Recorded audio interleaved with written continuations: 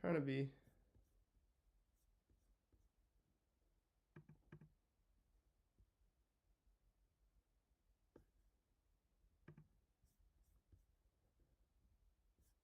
It looks like we are, but not sure based on my end if that's the case.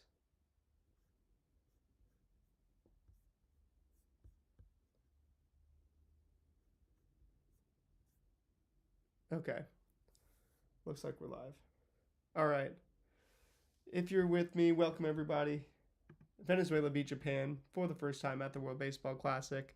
Japan will not medal. And I want to go over this data.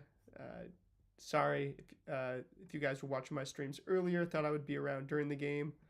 I got sick as a dog, to spare the rest of the details, and could not be around during the game, but it is what it is. Forget it. We ball. Just like Venezuela did tonight. They out-hit Japan. You could say they outpitched Japan. They won pretty much every battle, it looks like. Shohei Ohtani got his, of course. Hit a 427-foot homer. 1 for 4. 2 runs scored. 1 walk, 2 strikeouts. 2 hard hits. Ends the World Baseball Classic hitting 462 with an 1842 OPS. So Shohei Ohtani absolutely got his. But Venezuela put together such a good team performance that it almost did not matter. You see on the thumbnail, Venezuela 8 runs on 10 hits, 267 expected batting average. Japan 5 runs on 7 hits, 235 expected batting average. As opposed to, you look at the walks to strikeouts in this one. Japan only walked 4 times and didn't walk during the last 3 2/3 innings of this game, whereas Japan walked 7 hitters in the first half of the game for Venezuela, and then Venezuela collected 4 more walks down the stretch in the final 4 innings. So that's a total of 11 walks to 4 walks. Venezuela walked more than almost triple the times that Japan did. On the strikeout front, Japan struck out 12 times. Japan hitters struck out 12 times. Venezuelan hitters struck out 11 times. So they're winning that battle as well. Venezuela 3 homers, Japan 2. Venezuela, obviously, wins by 3 runs pretty convincingly. They tack on an extra run at the end. And if it weren't for that Will Abreu homer, obviously this game would have been close. It was 5-4 for a little while there. Japan starts out with both teams score in the first inning. Venezuela also puts one up in the second inning, though. And Venezuela overall scores in 5 different innings of this game, whereas Japan only scores, the first inning they get one, and then the third inning they get a 4 spot, the biggest inning of the game. But they got Ohtani homering to lead off the first inning. But after that, it was pretty much slow. Both teams with a leadoff homer as well. Acuna in 24 out of 30 ballparks, 401 feet, 106.2 off the bat. Shohei Ohtani, 113.6 off the bat, 427 feet. And that's a homer in 30 out of 30 ballparks. One of the longest hit this tournament. And, after that, it really looks like Venezuela had the team atmosphere that Japan has been known for and has won for in the past in this tournament. So when you look going forward at can Venezuela win this whole thing? If you thought Japan could win this whole thing, Venezuela did exactly what you thought Japan would win this whole thing by doing. So it's hard not to look at Venezuela as a series contender at this point. I'm wearing my Ichiro shirt. This guy did win World Baseball Classic for Japan once. Shout out Ichiro. Obviously, we do the thing, whatever we can do to pay homage to my GOAT, my favorite player of all time. I got the Ichiro jersey up here in the background. Don't want, no slander to Team Japan. I got to take my hat off to Team Japan. They were formidable once again. And the managerial choices by this Japanese manager, I am not remembering his name right now, but he is impressive. Venezuelan manager as well, Omar Lopez. It looks like it's his second time. And Venezuela has not been to the semifinals since 2009. What's interesting about this, Japan has never missed the semifinals, but it had to happen at some point. All good things must come to an end. Japan never missing the semifinals. It had to come to an end at some point, and this was just the year it happens. Even though they have arguably the GOAT, and a lot of their players look really good. There was a little bit of luck going Venezuela's way. Certain balls bouncing weird and tough, for the Japanese infielders to deal with. But Venezuela, they hit the ball hard. They're super athletic. They can all pretty much run. They have really good plate discipline. When you look at guys like Jackson Churio, but also guys like Wilyer Abreu. Also, am I wrong, or did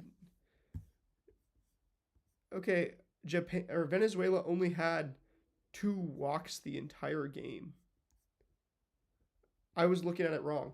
Venezuela had 2 walks the entire game and still won. I felt like they were taking good plate appearances, but man, Venezuela got through. I mean, just by out hitting and outrunning this Japanese team on offense. They did not, and I mean they had a lot of hard hits, but so did Japan. That kind of changes a little bit of my outlook on this game. Japan walking 2 times or 4 times. Venezuela walking 2 times. But Venezuela, if any team is going to be able to not walk as much and still win in spite of it, it's a team that has Ronald Acuna Jr., Eugenio Suarez, Michael Garcia, guys like that. Luis Ariz, is going to hack all the time. He goes 0 for 5 tonight, but guys like that are just going to put the ball in play, get a ton of hits. Ezequiel Tovar might have been the best player in this game. Didn't hit the big homer like Wilyer Abreu did, but he goes 3 for 4, 3 runs scored, and 2 doubles in this game. I mean, Ezequiel Tovar being, quote unquote, one of your worst hitters. If you could even say that. He's batting 667 this tournament. 2 out of every 3 at bats, he's getting a hit. So it's hard to say that you're getting anything but the best from Ezequiel Tovar. I'm going to wake up and run this 5K in the morning. What am I even doing? What have I gotten myself into? I've got to get myself to bed. Daniel Palencia looked really solid coming in the 9th inning, too. I think he's just an underrated reliever. Our guy, Edward Brizardo from the Seattle Mariners, shout out to him. 1 swinging strike on 7 pitches. But good for him to get experience in big moments, especially going into the season with the Mariners. Especially after what happened in the playoffs, where obviously, certain people are going to see it a certain way, and that's going to cloud the narratives around a pitcher who had an excellent year last year and is one of the rising stars in MLB leverage relieving. Emmanuel de Jesus, not Emmanuel, but Emmanuel. I don't know if that's even the right way to pronounce it. Jose Budo, Angel Zerpa. Angel Zerpa looked really good. 3 swinging strikes on 12 pitches. And then Andres Machado as well. Just 1 on 14 pitches. But then Palencia, 3 on 13 pitches. He looked extremely interesting tonight. Yoshinobu Yamamoto comes out with the 6-pitch approach. 9 swinging strikes on 69 pitches. Limits the hard contact. 89.8 miles an hour average exit velocity. But allows 2 earned runs in 4 innings, or gives up 4 hits, 5 strikeouts to 1 walk. I think I said 5 strikeouts, or did I say 6 for Yoshi Yamamoto? I was between those 2 numbers. And then Ranger Suarez ends up getting roughed up for all of Japan's runs. 2 2/3 innings, 5 earned runs on 3 hits, 4 strikeouts to 3 walks, and allows 2 homers as well as 4 hard hits on 51 pitches. And going to Ranger Suarez, 5 swinging strikes on 51 pitches. So he still was inducing the swing and miss. The funny thing is, the average exit velocities for him, 86.8 miles an hour, doing what Ranger Suarez does best and limiting the hard contact, but he still gets lit up for 2 homers, one of them by Otani, and then the other one by Shota Morishita. That's a homer in 30 out of 30 ballparks as well. And that was right after Teruaki Sato double. Shohei was intentionally walked, and Kenya Wakatsuki he did a sac bunt to move Sasuke Genda over to second. So ends up being was that a grand slam? That might have been a grand slam. Like I said, I got sick during this game. I was not able to watch the entire thing as closely as I'd like to. Um, just being fully keeping it 100 with you guys.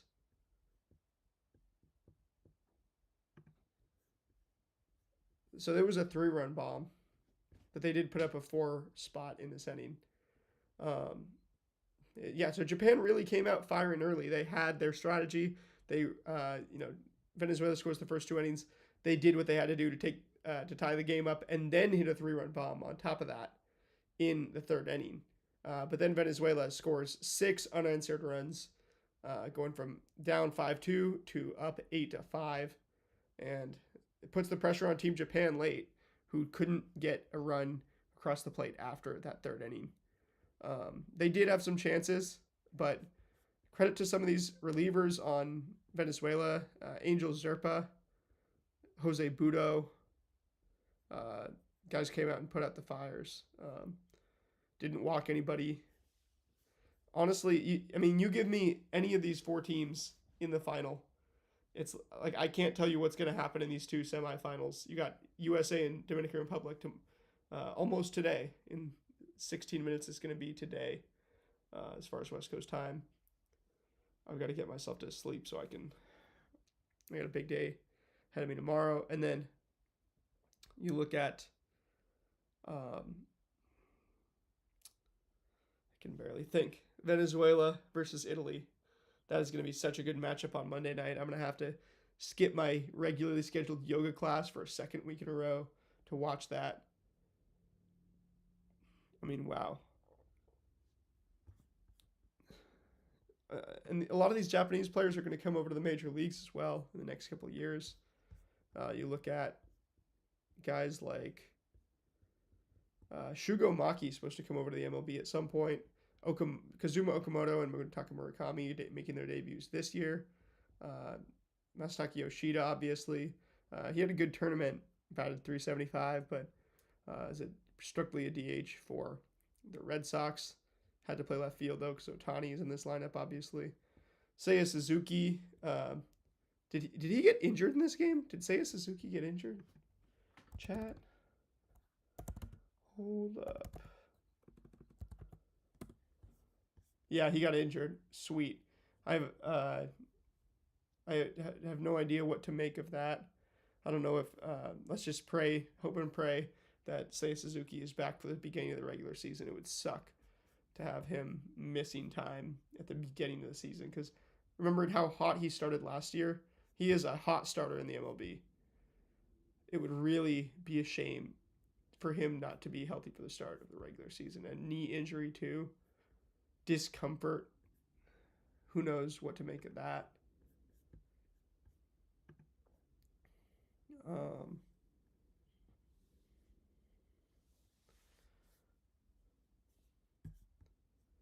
Yeah, that's too bad.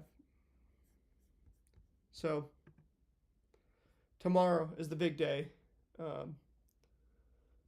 Really, you got so many stories who could receive an award. Of course, I'm not talking about the Oscars. I am talking about the USA, United States of America, and the Dominican Republic. I've got to get to bed so I can go and do all the stuff I got to do tomorrow, run this 5K, and stream that entire game for you guys and for myself. I enjoy doing this. Drop a sub if you want to be around for the last 3 games of this tournament. It's been absolutely epic so far, and these last 3 games are only promised to bring even more. But yeah, gonna go ahead and get out of here. So let me know what you think about this game, about Venezuela versus Italy. Comment question is, what is the score of this Venezuela-Italy game on Monday going to be? What thoughts do you even have about this Venezuela-Italy game? Give me a score prediction. If you got any thoughts either way. Both of these teams incredibly exciting, incredibly hot right now, wearing the blue and white jerseys. Going to be fun on Monday, but I will see you guys tomorrow for arguably the matchup of the tournament in Dominican Republic and USA. And what better place to watch it than on the Dom Skiing channel. The Dominican Republic. Okay, I promise to never make that joke again, but I had to for the one time. It's getting late. I will see you guys tomorrow. Go M's, go USA, go Dom Skiing channel. and in turn, okay, I'll say it. Go Dom Skeen Inikin Republic. Promise. And that's the last time I make that joke. Promise.